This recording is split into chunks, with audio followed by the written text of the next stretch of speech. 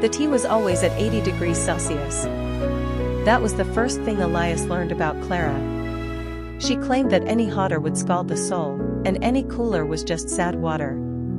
They met in a crowded library in Lagos, both reaching for the same worn copy of a book on architecture. He was a man of blueprints and rigid angles, she was a woman of watercolors and spontaneous road trips.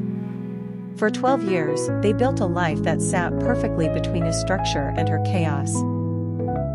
Clara didn't believe in someday. When Elias wanted to save their best wine for a special anniversary, she would cork it on a random Tuesday. Elias, we are alive right now. That is the only occasion we need.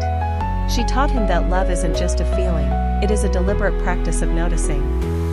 She noticed the way he hummed when he was stressed and would wordlessly place a hand on his shoulder. He noticed the way she bit her lip when she was painting something difficult, and he'd make sure the room stayed quiet. Loss didn't arrive with a bang. It arrived with a cough that wouldn't leave, and a series of hospital rooms that smelled of antiseptic and stolen time. When Clara passed, the silence in their apartment was so heavy it felt like a third resident. Elias spent the first year moving like a ghost. He kept the blueprints, but he lost the color. He realized then that loss is not a hole you fill, it is a weight you eventually learn to carry. He found a half-finished painting of hers tucked behind the sofa, a landscape of the hills they had climbed together. It was through her absence that Elias finally understood the lessons she had been trying to teach him all along. Love is a loan, not a possession. We do not own the people we love. We are merely granted the privilege of walking beside them for an undetermined amount of time. Grief is the price of admission. The depth of his pain was simply the shadow cast by the height of their love.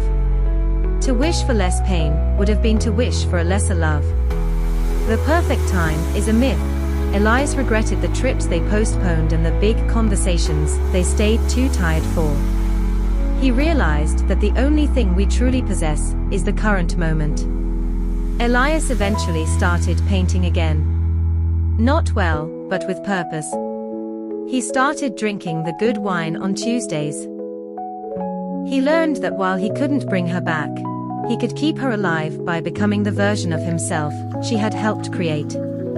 He still makes his tea at 80 degrees Celsius. Not out of habit, but as a quiet, daily I love you to the woman who taught him how to truly live.